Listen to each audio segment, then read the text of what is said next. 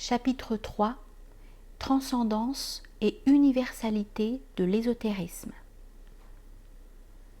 Il nous paraît indispensable de donner, avant d'entrer en matière, quelques éclaircissements sur les modes les plus extérieurs de l'ésotérisme, bien que nous eussions volontiers laissé de côté cet aspect contingent de la question pour nous en tenir uniquement à l'essentiel. Mais comme certaines contingences peuvent donner lieu à des contestations de principe, force nous est de nous y arrêter quelque peu, ce que nous ferons si brièvement que possible. Il pourrait en effet surgir une difficulté du fait que lorsqu'on sait que l'ésotérisme est réservé, par définition et en raison de sa nature même, à une élite intellectuelle forcément restreinte, on doit cependant constater que les organisations initiatiques ont compté de tout temps un nombre relativement élevé d'affiliés. Il en fut ainsi par exemple des pythagoriciens, et il en est toujours ainsi, a fortiori, des ordres initiatiques qui subsistent encore de nos jours, malgré leur déchéance, tels que les confréries musulmanes.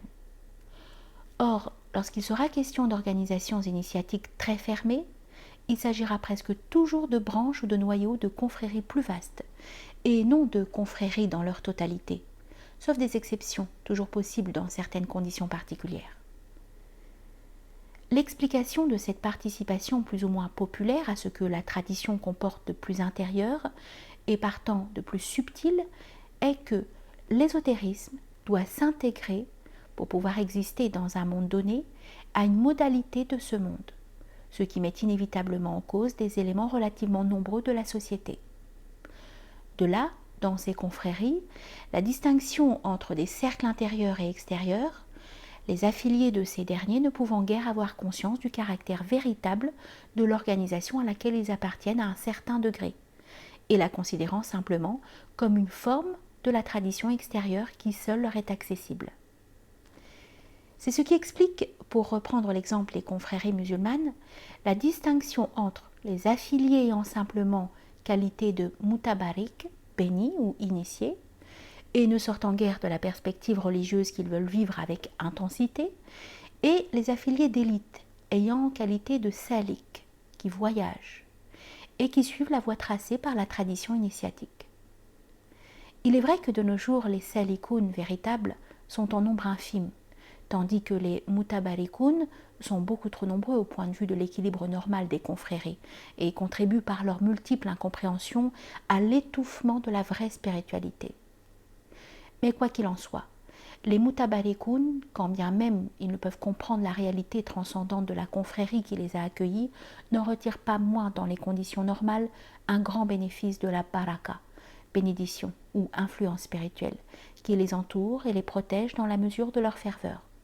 Car il va sans dire que le rayonnement de la grâce au sein de l'ésotérisme s'étend, en raison de l'universalité même de ce dernier, à tous les degrés de la civilisation traditionnelle, et ne s'arrête à aucune limite de forme, pas plus que la lumière incolore en elle-même ne s'arrête à la couleur d'un corps transparent.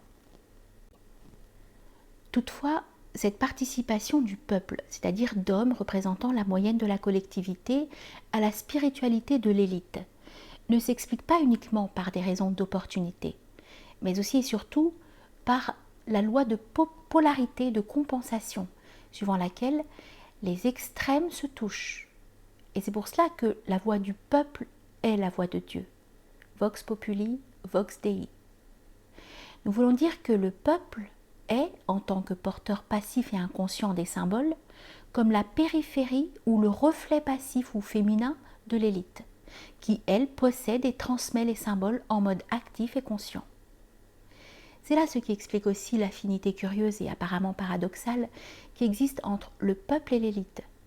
Par exemple, le taoïsme est ésotérique et populaire à la fois, tandis que le confucianisme est exotérique et plus ou moins aristocratique et lettré.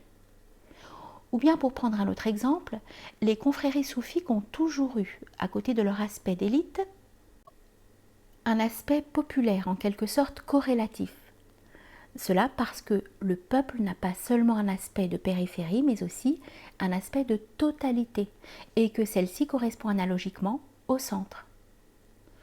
On peut dire que les fonctions intellectuelles du peuple sont l'artisanat et le folklore, le premier représentant la méthode ou la réalisation, et le second la doctrine.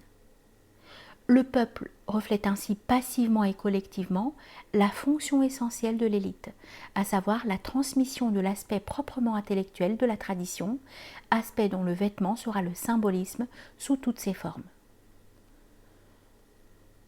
Une autre question que nous devons élucider avant d'entrer plus directement en matière est celle de l'universalité traditionnelle, idée qui, étant d'un ordre encore assez extérieur, est soumise à toutes sortes de contingences historiques et géographiques, si bien que certains doutent volontiers de son existence.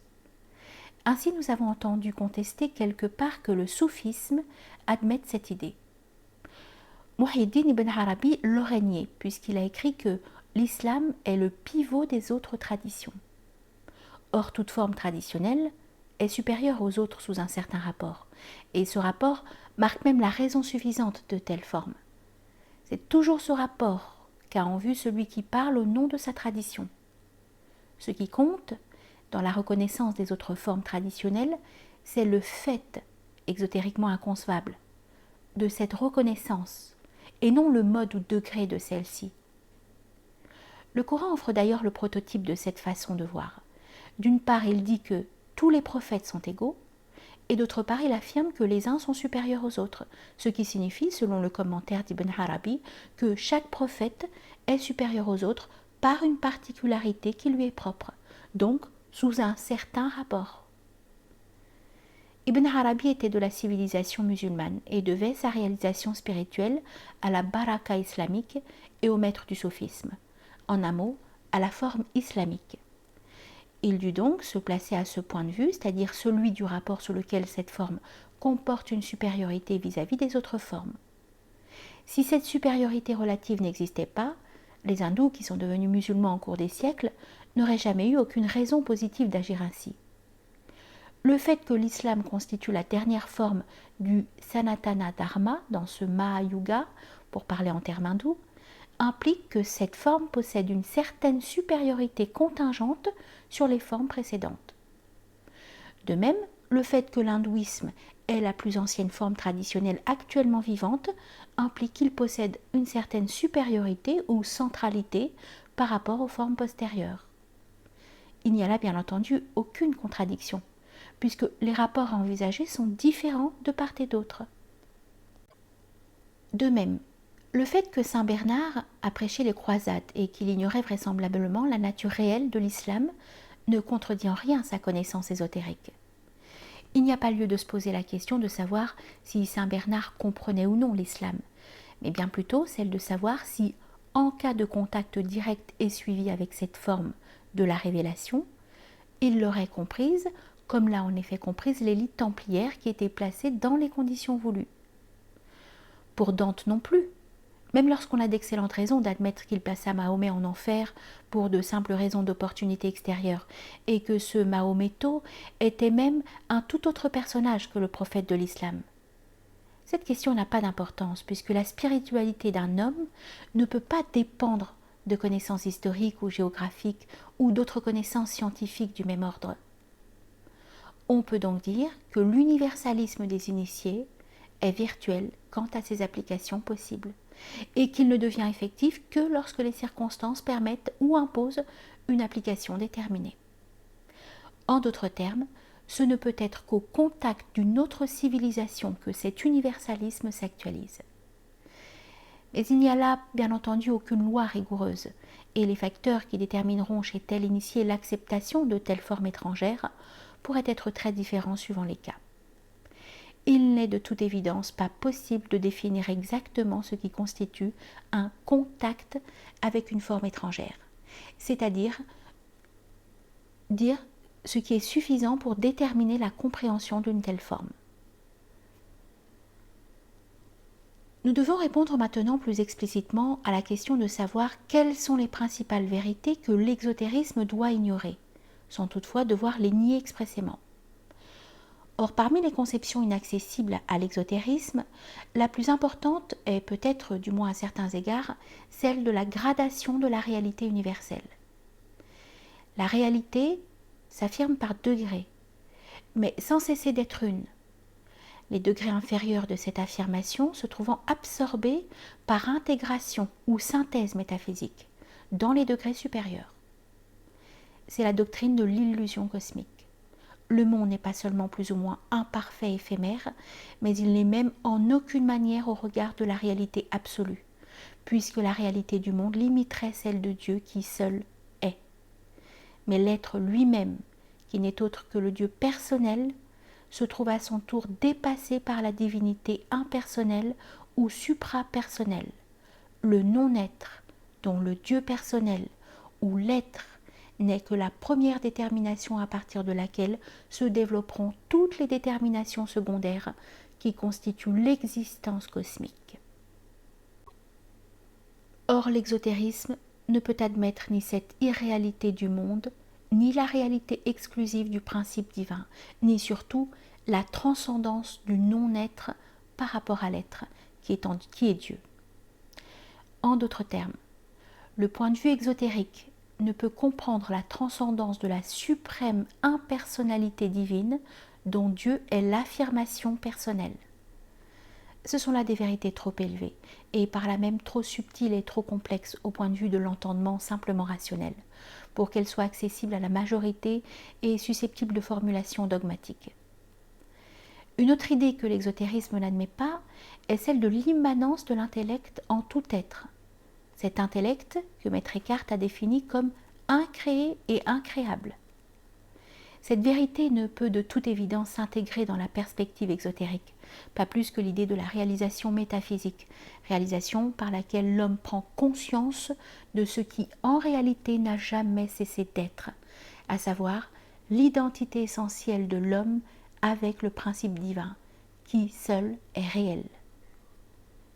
L'exotérisme, de son côté, est obligé de maintenir la distinction entre le Seigneur et le serviteur, abstraction faite de ce que les profanes affectent de ne voir, dans l'idée métaphysique de l'identité essentielle, que du panthéisme, ce qui les dispense d'ailleurs de tout effort de compréhension. Cette idée de panthéisme mérite que nous nous y arrêtons quelque peu. En réalité, le panthéisme consiste à admettre une continuité entre l'infini et le fini. Continuité qui ne peut être conçue que si l'on admet préalablement une identité substantielle entre le principe ontologique, qui est en cause pour tout théisme, et l'ordre manifesté, conception qui présuppose une idée substantielle, donc fausse de l'être, ou que l'on confonde l'identité essentielle de la manifestation et de l'être avec une identité substantielle. C'est en cela et en rien d'autre que consiste le panthéisme. Mais il semble que certaines intelligences soient irrémédiablement réfractaires à une vérité si simple, à moins que quelque passion ou quelque intérêt ne les pousse à ne pas se dessaisir d'un instrument de polémique aussi commode que le terme de panthéisme, lequel permet de jeter un soupçon général sur certaines doctrines estimées gênantes, sans qu'on ait à se donner la peine de les examiner en elles-mêmes. Pourtant, en affirmant sans cesse l'existence de Dieu, ceux qui croient devoir la protéger contre un panthéisme inexistant prouvent que leur conception n'est même pas proprement théiste, puisqu'elle n'atteint pas l'être, mais s'arrête à l'existence, et plus particulièrement à l'aspect substantiel de celle-ci, car son aspect purement essentiel la réduirait de nouveau à l'être. Toutefois, quand bien même l'idée de Dieu ne serait plus qu'une conception de la substance universelle, materia prima, et que le principe ontologique serait par là hors de cause, le reproche du panthéisme serait encore injustifié, la materia prima restant toujours transcendante et vierge par rapport à ses productions. Si Dieu est conçu comme l'unité primordiale, c'est-à-dire comme l'essence pure, rien ne saurait lui être substantiellement identique. Mais en qualifiant de panthéiste la conception de l'identité essentielle, on nie du même coup la relativité des choses et on leur attribue une réalité autonome par rapport à l'être ou à l'existence, comme s'il pouvait y avoir deux réalités essentiellement distinctes, ou deux unités ou unicité. La conséquence fatale d'un tel raisonnement est le matérialisme pur et simple, car dès que la manifestation n'est plus conçue comme étant essentiellement identique au principe, l'admission logique de ce principe n'est plus qu'une question de crédulité. Et si cette raison de sentimentalité vient à tomber, il n'y a plus aucune autre raison d'admettre autre chose que la manifestation, et plus particulièrement la manifestation sensible. Mais revenons à l'impersonnalité divine mentionnée plus haut. À rigoureusement parler, cette impersonnalité est plutôt une non-personnalité, c'est-à-dire qu'elle n'est ni personnelle ni impersonnelle, mais suprapersonnelle. Il ne faudrait en tout cas pas comprendre le terme impersonnalité dans le sens d'une privation, puisqu'il s'agit ici au contraire de l'absolue plénitude et illimitation qui n'est déterminée par rien, même par elle-même. C'est la personnalité qui, par rapport à l'impersonnalité, est une sorte de privation, ou disons de détermination privative, et non inversement. Il va toutefois sans dire que nous n'entendons ici par personnalité que le Dieu personnel ou l'ego divin, s'il est permis de s'exprimer ainsi, et non le soi, qui est le principe transcendantal du moi, et que l'on peut appeler, dans un sens qui n'a plus rien de restrictif, la personnalité par rapport à l'individualité. Ce que nous distinguons est donc, on l'aura compris, d'une part la personne divine, entre guillemets, prototype principiel de l'individualité, et d'autre part l'impersonnalité, qui est pour ainsi dire l'essence infinie de cette personne.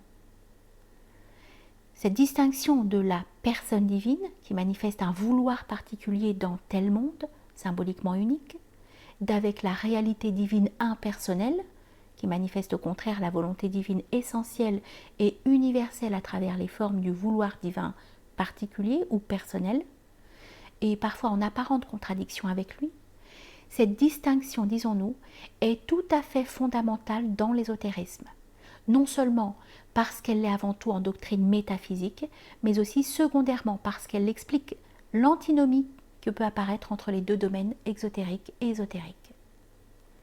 Nous allons tâcher de rendre cette idée plus immédiatement compréhensible à l'aide d'un exemple scripturaire connu, mais peu compris, celui de la vie du roi prophète Salomon. On sait que la Bible reproche à Salomon d'avoir aimé des femmes étrangères et d'avoir construit des temples à leur divinité, et même d'avoir reconnu celle-ci. Elle ajoute d'autre part que Salomon se coucha avec ses pères, formule qu'elle emploie également en parlant de David, indiquant ainsi qu'il passa, comme eux, dans un état posthume béatifique. Il n'y a là en réalité rien de contradictoire, quelle qu'en puisse être l'apparence, car les livres sacrés ne sont pas de la littérature. Et l'exégèse traditionnelle part toujours du principe que, dans un texte sacré, chaque mot a un sens. Abstraction faite ici de la pluralité des sens superposés. Il faut donc distinguer chez Salomon sa connaissance ésotérique qui se réfère à ce que nous avons appelé, faute d'un meilleur terme, l'impersonnalité divine, de son orthodoxie exotérique, c'est-à-dire de sa conformité au vouloir de la personne divine. Ce n'est pas contre son vouloir, mais en vertu de la dite connaissance que le grand bâtisseur du temple de Yahvé reconnut la divinité dans d'autres formes révélées, fussent-elles déchues. Par conséquent, ce n'est pas leur déchéance ou leur paganisme qu'il accepta, mais leur pureté primitive toujours reconnaissable dans leur symbolisme, de sorte qu'on peut dire qu'il les accepta à travers le voile de leur déchéance. D'ailleurs, l'insistance que met le livre de la sagesse sur la vanité de l'idolâtrie n'est-elle pas comme un démenti de l'interprétation exotérique que formule le livre des rois? Mais quoi qu'il en soit, le roi prophète, tout en étant lui-même au-delà des formes, n'en dut pas moins subir les conséquences de ce que son universalisme avait de contradictoire sur le plan formel. Et comme la Bible affirme essentiellement une forme, le monothéisme judaïque, et qu'elle le fait même selon une forme, selon le mode éminemment formel qu'est le symbolisme historique, qui par définition s'attache aux événements, elle dut blâmer l'attitude de Salomon en tant que celle-ci fut en contradiction avec la manifestation personnelle de la divinité. Mais en même temps, la Bible laisse entendre que l'infraction n'engagea pas la personne même du sage. L'attitude irrégulière de Salomon appela sur son royaume le schisme politique. C'est la seule sanction rapportée par l'Écriture, et ce serait là une punition tout à fait disproportionnée si le roi prophète avait pratiqué un polythéisme réel, ce qui en fait ne fut nullement le cas. La sanction mentionnée porte exactement sur le terrain où s'était produite l'irrégularité, et non au-delà. Aussi, la mémoire de Salomon est-elle restée vénérée non seulement dans le judaïsme, et notamment dans la Kabbale, mais également dans l'islam, charaïte, aussi bien que soufique.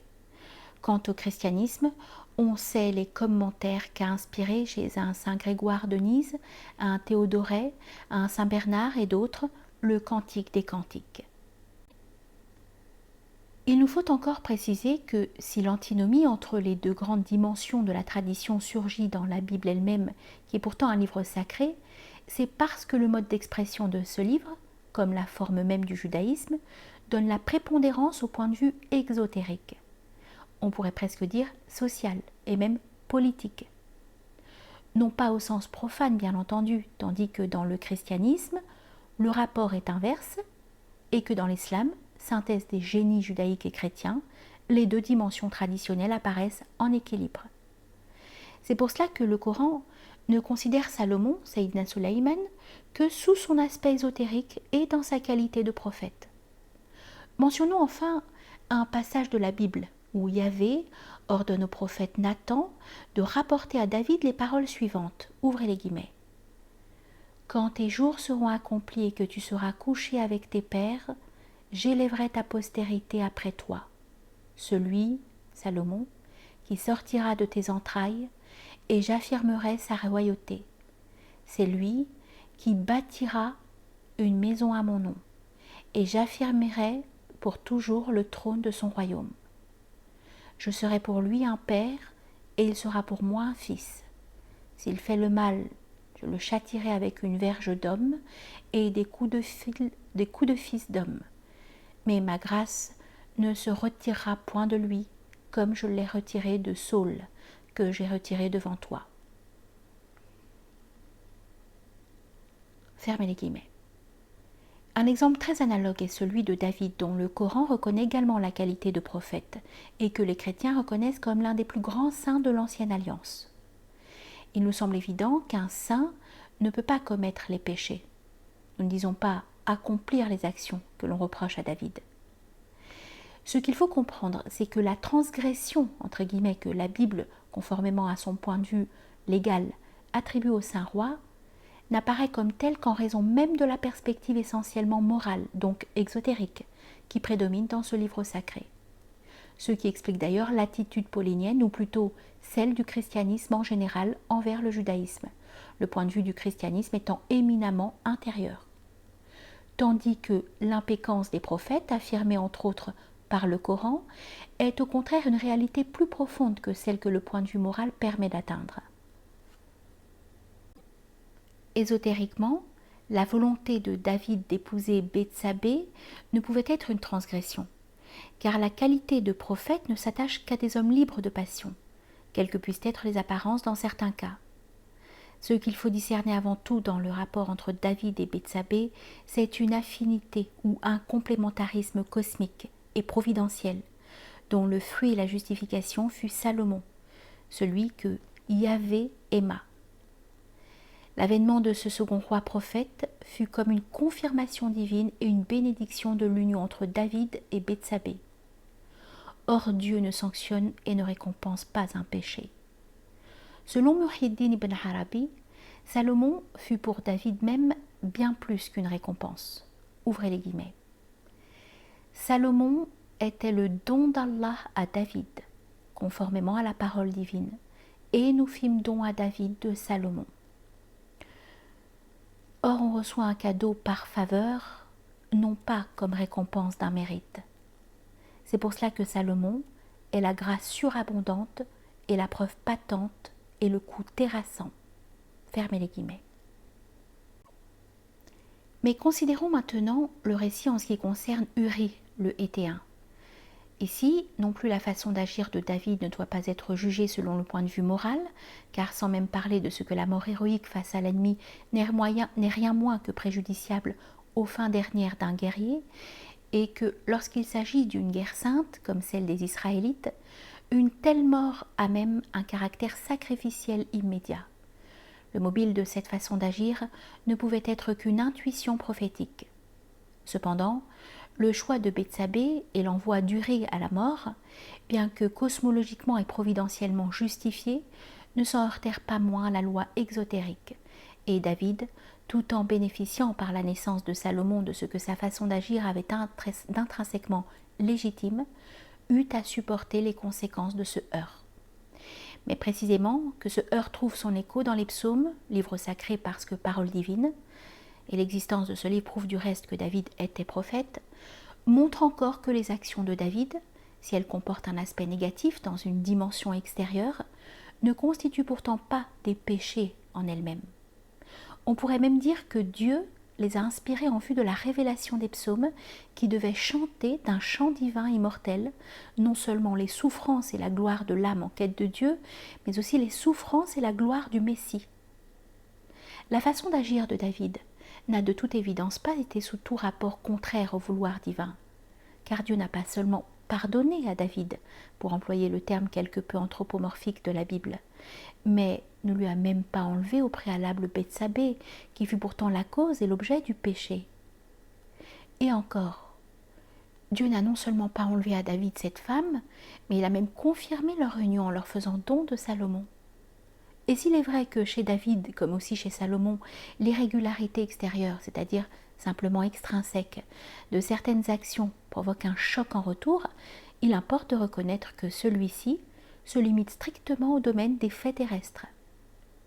Ces deux aspects, extérieurs ou négatifs, l'un, et intérieur ou positif, l'autre, de l'histoire de la femme d'Uri se manifestent encore respectivement par deux faits, à savoir d'abord la mort du premier-né de cette femme et ensuite la vie, grandeur et gloire de son second fils, celui que Yahvé aima. Cette digression nous a paru nécessaire pour aider à faire comprendre que les deux domaines, exotérique et ésotérique, sont profondément distincts de nature et que lorsqu'il y a incompatibilité, elle ne peut surgir que du fait du premier et jamais du second, qui est au-delà des oppositions parce qu'au-delà des formes. Il y a une formule sophique qui met en lumière avec autant de netteté que de concision les différences de point de vue entre les deux grandes voies. Ouvrez les guillemets. La voie exotérique, c'est moi et toi. La voie ésotérique, c'est je suis toi et tu es moi. La connaissance ésotérique, c'est ni moi ni toi, mais lui. Fermez les guillemets. Fermez les guillemets. L'exotérisme est pour ainsi dire fondé sur le dualisme créature-créateur, auquel il attribue une réalité absolue. Mais si la réalité divine, qui est métaphysiquement unique, n'absorbait ou n'annulait pas la réalité relative de la créature, donc toute réalité relative est apparemment extra-divine. S'il est vrai que l'ésotérisme admet également la distinction entre le moi individuel et le soi universel ou divin, ce n'est pourtant que d'une façon provisoire et méthodique, et non pas dans un sens absolu. Prenons tout d'abord son point de départ au niveau de cette dualité, qui correspond évidemment à une réalité relative, il arrive à la dépasser métaphysiquement, ce qui serait impossible du point de vue exotérique, dont la limitation consiste précisément à attribuer une réalité absolue à ce qui est contingent. Nous arrivons ainsi à la définition même de la perspective exotérique. Dualisme irréductible et recherche exclusive du salut individuel. Dualisme qui implique qu'on ne considère Dieu que sous l'angle de ses rapports avec le créé, et non en sa réalité totale et infinie, son impersonnalité qui annihile toute réalité apparemment autre que lui. Ce n'est pas le fait même de ce dualisme dogmatique qui est blâmable, puisqu'il correspond exactement au point de vue individuel auquel se place la religion, mais uniquement les inductions qui impliquent l'attribution d'une réalité absolue au relatif. Métaphysiquement, la réalité humaine se réduit à la réalité divine et n'est en elle-même qu'illusoire. Théologiquement, la réalité divine se réduit apparemment à la réalité humaine, en ce sens qu'elle ne la dépasse pas en qualité existentielle, mais seulement en qualité causale. La perspective des doctrines ésotériques apparaît d'une manière particulièrement nette dans leur façon d'envisager ce qu'on appelle ordinairement le mal. On leur a souvent attribué la négation pure et simple du mal. Mais cette interprétation est fort rudimentaire et ne rend que très imparfaitement la perspective des doctrines dont il s'agit. La différence entre les conceptions religieuses et métaphysiques du mal ne signifie d'ailleurs pas que l'une soit fausse et l'autre vraie, mais simplement que la première est partielle en même temps qu'individuelle, alors que la seconde est intégrale en même temps qu'universelle. Ce qui, selon la perspective religieuse, est le mal ou le diable, ne correspond par conséquent qu'à une vue partielle et n'est nullement l'équivalent de la tendance cosmique négative qu'envisagent les doctrines métaphysiques, et que la doctrine hindoue désigne par le terme de tamas. Si tamas n'est pas le diable, mais correspond plutôt au démiurge, en tant que tendance cosmique solidifiant la manifestation et la tirant vers le bas en l'éloignant du principe origine, il n'en est pas moins vrai que le diable est une forme de tamas, ce dernier étant alors considéré uniquement dans ses rapports avec l'âme humaine.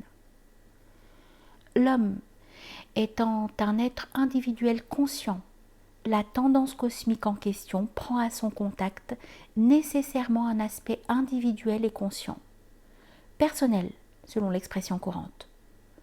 En dehors du monde humain, cette même tendance pourra prendre des aspects parfaitement impersonnels et neutres. Par exemple, lorsqu'elle se manifeste comme pesanteur physique ou comme densité matérielle, ou sous l'apparence d'un animal hideux ou encore sous celle d'un métal vulgaire et pesant comme le plomb. Mais la perspective religieuse ne s'occupe par définition que de l'homme et n'envisage la cosmologie que par rapport à lui, de sorte qu'il n'y a pas lieu de reprocher à cette perspective d'envisager Tamas sous un aspect personnifié, c'est-à-dire sous l'aspect qui touche précisément le monde de l'homme.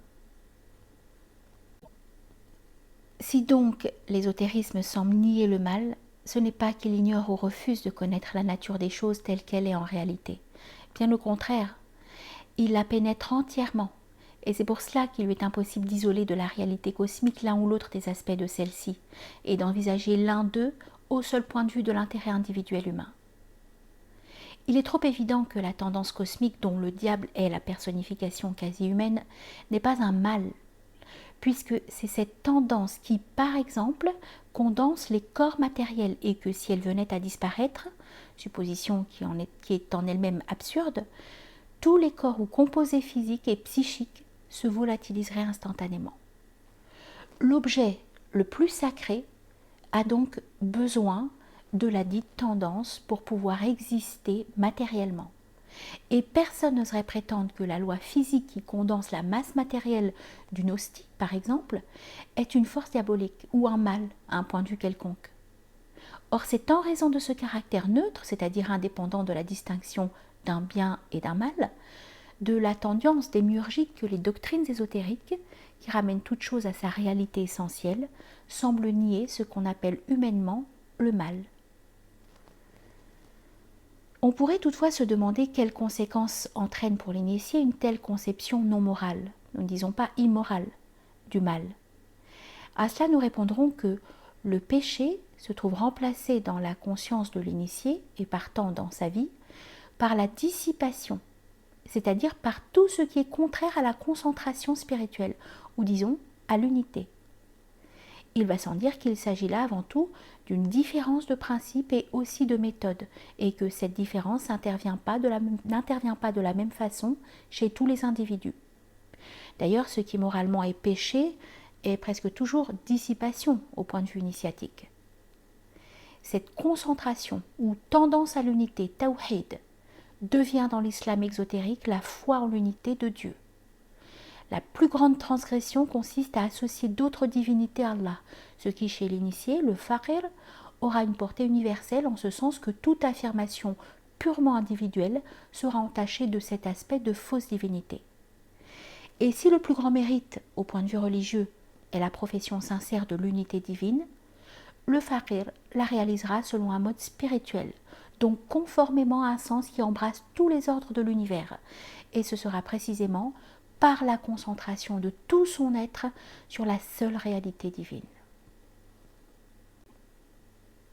Afin de rendre plus claire cette analogie entre le péché et la dissipation, nous dirons que, par exemple, la lecture d'un bon livre ne sera jamais considérée par l'exotérisme comme un acte répréhensible, mais elle pourra l'être incidemment dans l'ésotérisme, et cela dans les cas où elle sera une distraction, ou dans la mesure où cet aspect de distraction l'emportera sur l'aspect d'utilité.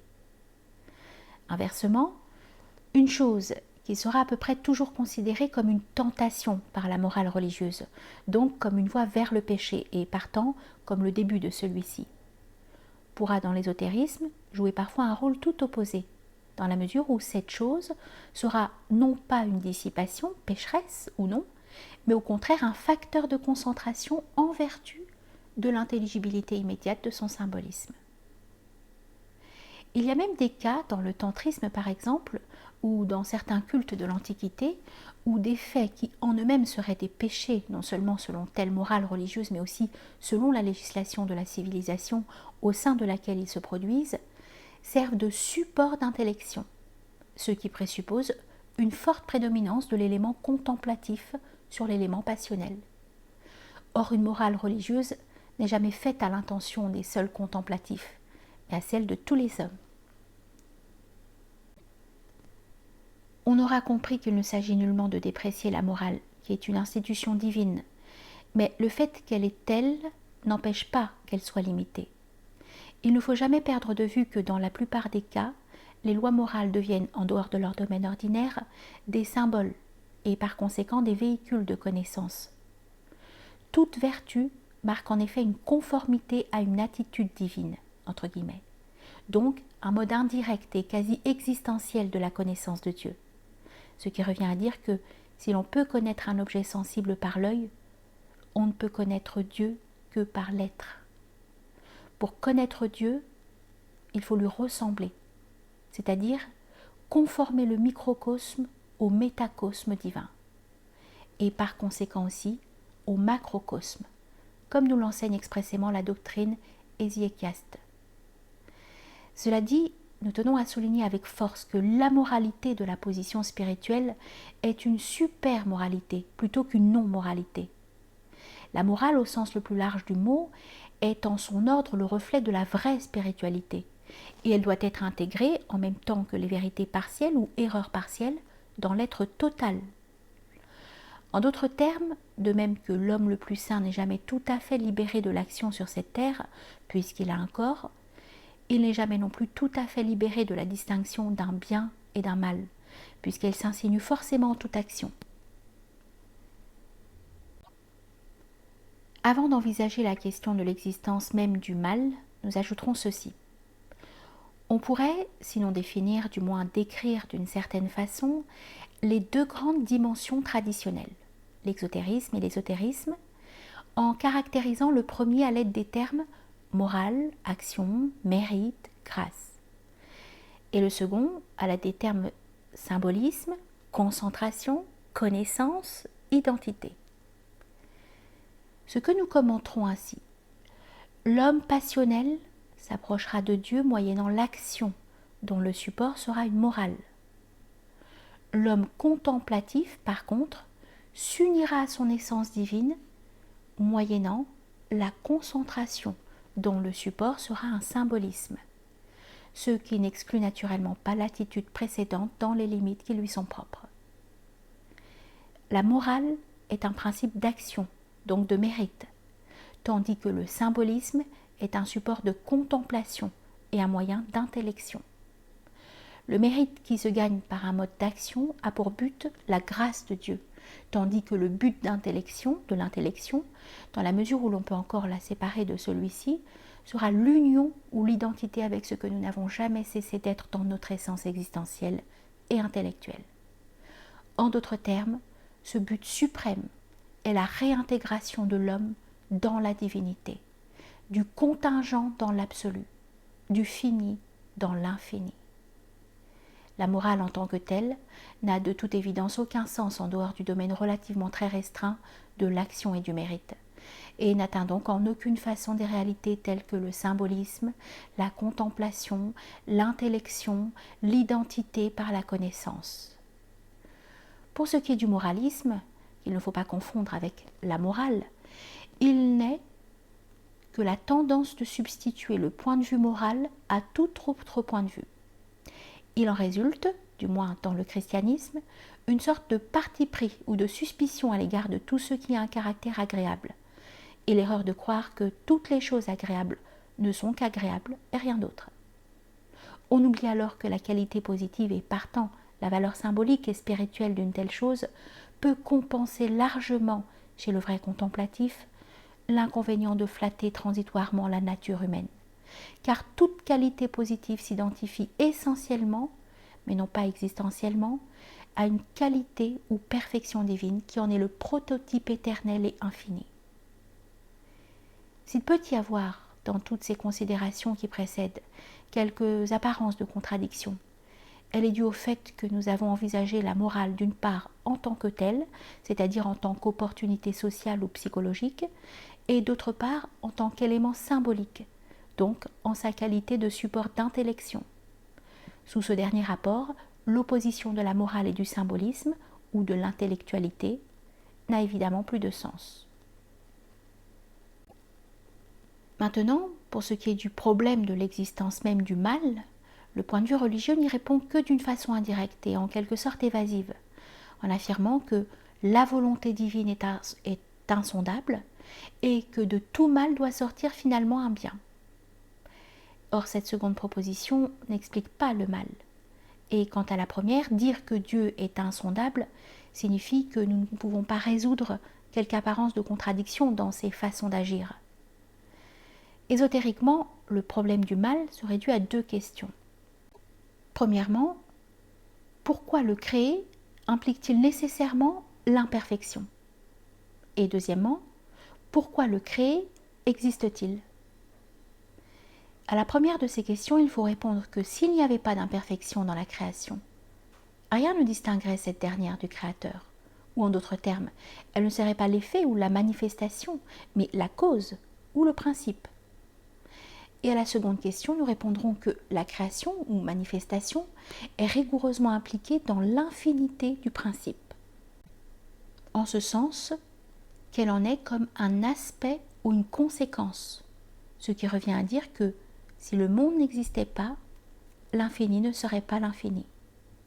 Car pour être ce qu'il est, l'infini doit se nier apparemment et symboliquement lui-même. Et c'est ce qui a lieu par la manifestation universelle.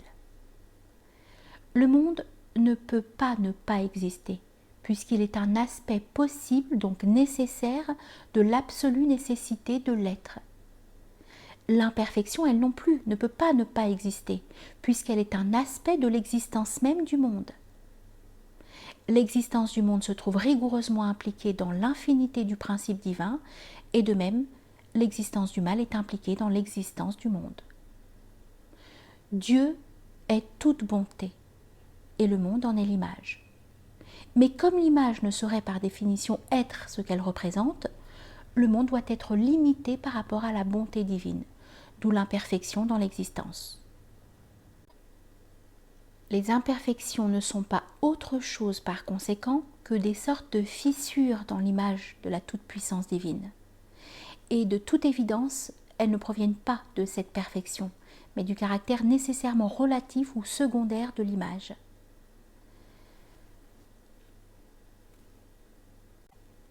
La manifestation implique par définition l'imperfection, comme l'infini implique par définition la manifestation. Ce ternaire infini, manifestation, imperfection constitue la formule explicative même de tout ce que l'esprit humain peut trouver de problématique dans les vicissitudes de l'existence. Lorsqu'on est capable de voir avec l'œil de l'intellect les causes métaphysiques de toute apparence, on ne se trouve jamais figé dans des contradictions insolubles, comme cela arrive forcément dans la perspective exotérique, dont l'anthropomorphisme ne saurait embrasser tous les aspects de la réalité universelle.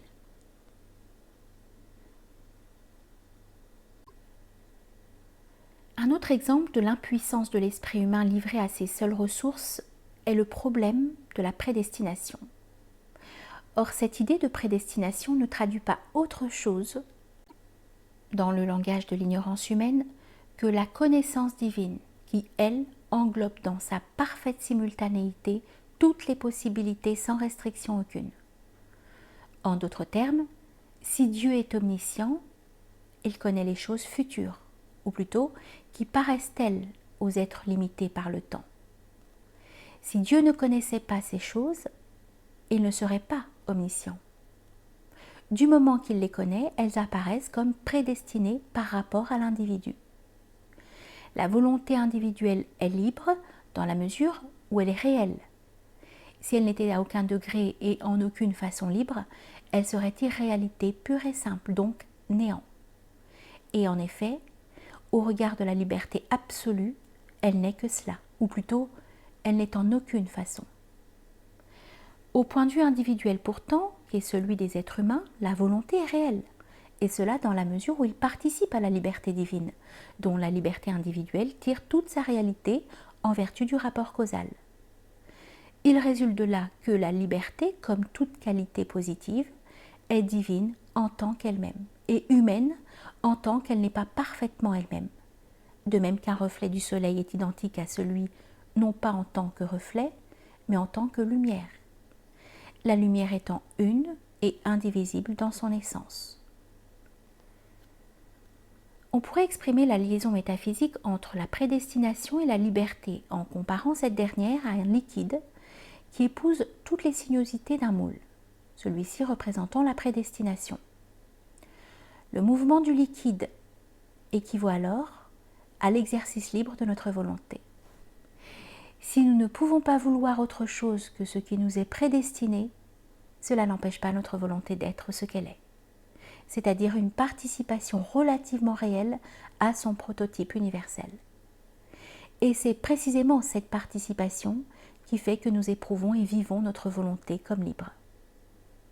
La vie d'un homme, et par extension tout son cycle individuel dont cette vie et la condition d'homme elle-même, ne sont que des modalités, est en effet contenue dans l'intellect divin comme un tout fini, c'est-à-dire comme une possibilité déterminée qui, étant ce qu'elle est, n'est dans aucun de ses aspects autres qu'elle-même, car une possibilité n'est pas autre chose qu'une expression de l'absolue nécessité de l'être. Et c'est de là que vient l'unité ou l'homogénéité de toute possibilité, qui est donc que ce qui ne peut pas ne pas être. Dire qu'un cycle individuel est inclus sous une forme définitive dans l'intellect divin revient à dire qu'une possibilité est incluse dans la toute-possibilité. Et c'est cette vérité qui fournit la réponse la plus décisive à la question de la prédestination. La volonté individuelle apparaît alors comme un processus qui réalise en mode successif l'enchaînement nécessaire des modalités de sa possibilité initiale, qui, elle, est ainsi décrite ou récapitulée symboliquement. On peut aussi dire que la possibilité d'un être étant forcément une possibilité de manifestation, le processus cyclique de cet être est l'ensemble des aspects de sa manifestation, et par là de sa possibilité, et que l'être ne fait rien d'autre au moyen de sa volonté que de manifester en mode différé sa manifestation cosmique et simultanée.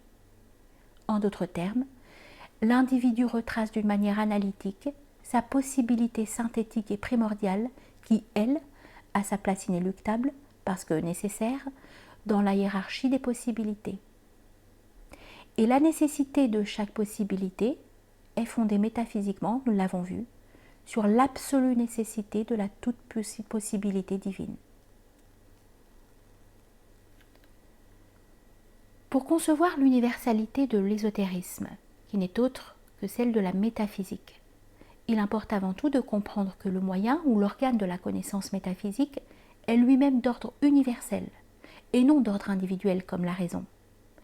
Par conséquent, ce moyen ou cet organe qui est l'intellect doit se retrouver dans tous les ordres de la nature et non point chez l'homme seul, comme c'est le cas pour la pensée discursive. Si nous devons répondre maintenant à la question de savoir comment l'intellect se manifeste dans les règnes périphériques de la nature, il nous faut avoir recours à des considérations quelque peu ardues pour ceux qui n'ont pas l'habitude des spéculations métaphysiques et cosmologiques. En soi-même, ce que nous allons expliquer est une vérité fondamentale et évidente. Nous dirons donc qu'un état d'existence périphérique, dans la mesure où il se trouve éloigné de l'état central du monde auquel ces deux états appartiennent. Et l'état humain, comme tout autre état analogue, est central par rapport aux états de périphérie, terrestres ou non. Donc, non seulement par rapport aux états animaux, végétaux et minéraux, mais aussi par rapport aux états angéliques, d'où l'adoration d'Adam par les anges dans le Coran. Dans la mesure, disons-nous, où un état est périphérique, l'intellect se confond avec son contenu, en ce sens qu'une plante, encore moins qu'un animal, ne peut connaître ce qu'elle veut, ni progresser en connaissance, mais se trouve passivement liée et même identifiée à telle connaissance qui lui est imposée par sa nature et qui détermine essentiellement sa forme. En d'autres termes, la forme d'un être périphérique, que ce soit un animal, un végétal ou un minéral, révèle tout ce que cet être connaît et s'identifie en quelque sorte avec cette connaissance. On peut donc dire que la forme d'un tel être marque réellement son état ou rêve contemplatif. Ce qui différencie les êtres à mesure qu'ils se situent dans des états de plus en plus passifs ou inconscients, c'est leur mode de connaissance ou leur intelligence. Humainement parlant, il serait absurde d'affirmer que l'or est plus intelligent que le cuivre et que le plomb est peu intelligent, mais métaphysiquement, il n'y aurait là rien d'insensé. L'or représente un état de connaissance solaire, et c'est d'ailleurs ce qui permet de l'associer aux influences spirituelles et de lui conférer ainsi un caractère éminemment sacré. Il va sans dire que l'objet de la connaissance ou de l'intelligence est toujours et par définition le principe divin, et ne peut être que lui, puisqu'il est métaphysiquement une seule réalité. La seule réalité. Mais cet objet ou ce contenu peut varier de forme conformément au mode et degré indéfiniment divers de l'intelligence réfléchie dans les créatures. Encore faut-il ajouter que le monde manifesté ou créé a une double racine, l'existence et l'intelligence, à laquelle correspondent analogiquement chez les corps ignés la chaleur et la lumière, où tout être ou toute chose révèle ces deux aspects de la réalité relative. Ce qui différencie les êtres ou les choses, avons-nous dit, c'est leur mode et degré d'intelligence. Ce qui par contre unit les êtres entre eux, c'est leur existence, qui est la même pour tous. Mais le rapport est inverse lorsqu'on envisage non plus la continuité cosmique et horizontale des éléments du monde manifestés, mais au contraire leur liaison verticale, avec leur principe transcendant. Ce qui unit l'être, et plus particulièrement le spirituel réalisé, au principe divin, c'est l'intellect. Ce qui sépare le monde, ou tel microcosme, du principe, c'est l'existence. Chez l'homme, l'intelligence est intérieure et l'existence extérieure. Comme cette dernière ne comporte pas par elle-même de différenciation, les hommes ne forment qu'une seule espèce. Mais les différences de caste et de spiritualité sont extrêmes. Chez l'être d'un règne périphérique, par contre, c'est l'existence qui est quasi intérieure, puisque son indifférenciation n'apparaît pas au premier plan, et l'intelligence ou le mode d'intellection est extérieur, sa différenciation apparaissant dans les formes mêmes, d'où la diversité indéfinie des espèces dans tous ces règnes. On pourrait aussi dire que l'homme est normalement, par définition, primordial, pure connaissance, et le minéral, pure existence. Le diamant, qui est au sommet du règne minéral, intègre dans son existence ou sa manifestation, donc en mode passif et inconscient, l'intelligence comme telle, d'où sa dureté, transparence et luminosité. Le grand spirituel, qui est au sommet de l'espèce humaine, intègre dans sa connaissance, donc en mode actif et conscient, l'existence totale, d'où son universalité. l'universalité de la connaissance métaphysique se reflète forcément dans les moyens spirituels propres à l'ésotérisme. De là, la différence profonde entre la voie métaphysique et la voie religieuse, celle-ci relevant d'un point de vue individuel et celle-là d'une perspective universelle. Pour mieux définir ce qui différencie les méthodes correspondant respectivement à la croyance religieuse et à la connaissance métaphysique, nous dirons tout d'abord que la première de ces voies, la religieuse, peut être qualifiée de passive, non en soi, mais par rapport au but à atteindre. La voie métaphysique ou initiatique, par contre, sera pour ainsi dire active, en vertu de sa participation consciente et volontaire à l'intellect divin et à l'œuvre divine. L'importance accordée par le mysticisme à des contingences psychiques telles que la sécheresse et les consolations montre bien que dans la voie religieuse ou mystique, la grâce est attendue passivement, c'est-à-dire sans qu'on puisse la provoquer par un acte intellectuel et volontaire. Et l'activité individuelle constitue essentiellement des mérites qu'on accumule en vue de la grâce. Le rapport est en quelque manière inverse dans la voie initiatique, où la grâce est opérée activement, moyennant l'intelligence contemplative qui s'identifie plus ou moins directement avec ce qu'elle contemple. Ni les vertus, dont les traités soufis contiennent des énumérations soigneusement commentées, et que les yoga-chatras apprécient dans le même sens, ni les disciplines ascétiques qui s'y joignent à titre secondaire ne sont pratiquées en vue d'un mérite intéressant l'individu comme tel, mais elles servent au contraire, du moins d'une façon indirecte, à faire passer l'être au-delà de toute individualité, et par conséquent au-delà de tout point de vue intéressé, ou encore, en d'autres termes, à éloigner les obstacles qui s'opposent au rayonnement, principiellement permanent, de la grâce. Et celle-ci n'est autre que le rayonnement de l'essence divine même de l'être.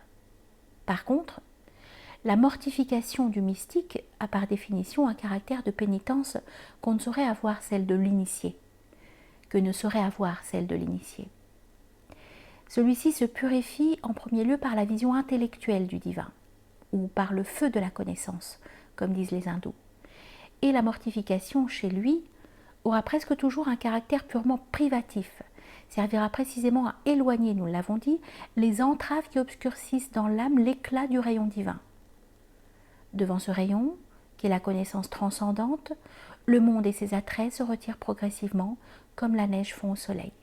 Et nulle austérité ne saurait surpasser en excellence le miracle paraclétique et sanctifiant de la connaissance intellectuelle pure, qui dissout tous les nœuds de l'ignorance.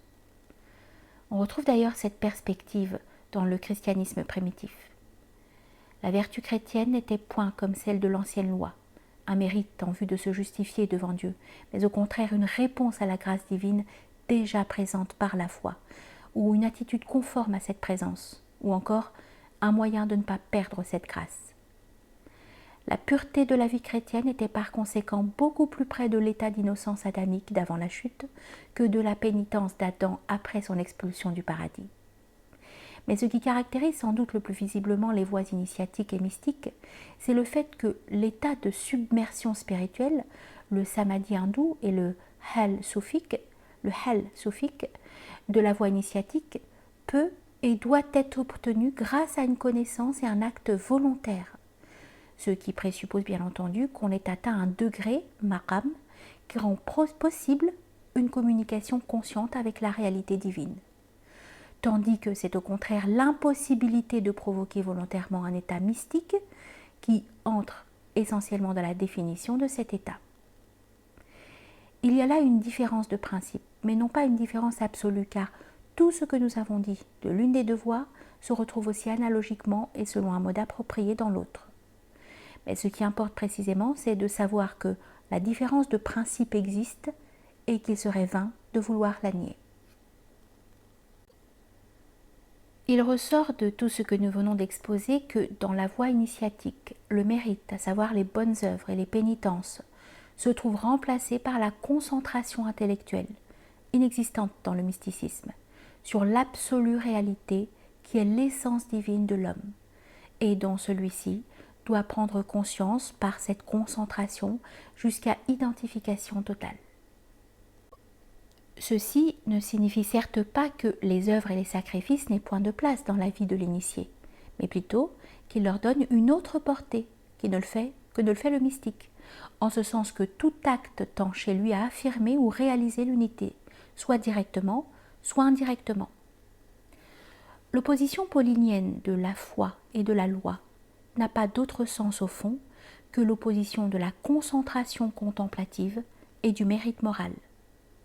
S'il y a quelque chose dont l'excellence fait pâlir toute œuvre humaine et la fait apparaître dans toute sa pauvreté et toute son impuissance, ce ne peut être qu'une participation plus ou moins directe à l'infinité divine, ou en d'autres termes, une réintégration miraculeuse de l'humain dans le divin. La négation exotérique de la présence, virtuelle ou actualisée, de l'intellect incréé dans l'être créé, s'affirme le plus communément par l'erreur d'admettre qu'il n'y a en dehors de la révélation aucune connaissance surnaturelle possible. Or, il est arbitraire de prétendre que nous n'avons ici-bas aucune connaissance immédiate de Dieu, c'est-à-dire qu'il est impossible que nous en ayons une. C'est toujours le même opportunisme qui, d'une part, nie la réalité de l'intellect et, d'autre part, dénie à ceux qui en jouissent le droit de connaître ce qu'il leur fait connaître. Et cela parce que, premièrement, la participation directe à ce que nous pourrions appeler la faculté paraclétique n'est pas accessible à tout le monde, du moins en fait, et que, deuxièmement, la doctrine de l'intellect incréé dans la créature serait préjudiciable à la foi du simple, puisqu'elle semble aller à l'encontre de la perspective du mérite. Ce que le point de vue religieux ne peut admettre dans l'islam, pas plus que dans le christianisme et le judaïsme, c'est l'existence quasi naturelle d'une faculté surnaturelle, que le dogme chrétien admet pourtant chez le Christ. On semble oublier que la distinction du surnaturel d'avec le naturel n'est pas absolue, si ce n'est dans le sens du relativement absolu, et que le surnaturel peut également être dit naturel, en tant qu'il agit selon certaines lois. Inversement, le naturel n'est pas dépourvu de caractère surnaturel, en tant qu'il manifeste la réalité divine, sans quoi la nature ne serait qu'un pur néant. Dire que la connaissance surnaturelle de Dieu, c'est-à-dire la vision béatifique dans l'au-delà, est une connaissance sans ombre de l'essence divine et dont jouit l'âme individuelle, revient à dire que la connaissance absolue peut être le fait d'un être relatif envisagé comme tel, alors qu'en réalité cette connaissance, puisqu'elle est absolue, n'est autre que l'absolu en tant qu'il se connaît. Et si l'intellect surnaturellement présent dans l'homme peut faire participer celui-ci à cette connaissance que la divinité a d'elle-même, c'est grâce à des lois auxquelles le surnaturel obéit, pour ainsi dire, librement, en vertu de ses possibilités mêmes. Ou encore, si le surnaturel diffère du naturel, à un degré éminent, il n'en est pas moins vrai qu'il n'en diffère plus sous un autre rapport plus universel, c'est-à-dire en tant qu'il obéit lui aussi, ou plutôt lui, en premier lieu, à des lois immuables. La connaissance est essentiellement sainte, et s'il n'en était pas ainsi, comment Dante aurait-il pu parler de la vénérable autorité du philosophe ? D'une sainteté qui est proprement paraclétique. Te connaître est la justice parfaite, dit le livre de la sagesse. Et connaître ta puissance est la racine de l'immortalité. Cette sentence est d'une extrême richesse doctrinale, car elle est une des formulations les plus nettes et les plus explicites de la réalisation par la connaissance, c'est-à-dire précisément de la voie intellectuelle qui mène à cette sainteté paraclétique. En d'autres sentences non moins excellentes, le même livre de Salomon énonce les qualités de l'intellectualité pure, essence de toute spiritualité. Ce texte fait d'ailleurs apparaître d'une façon remarquable, outre la merveilleuse précision métaphysique et initiatique de ses formules, l'unité universelle de la vérité. Et cela par la forme même du langage qui rappelle en partie les écritures de l'Inde et en partie celles du taoïsme. Ouvrez les guillemets.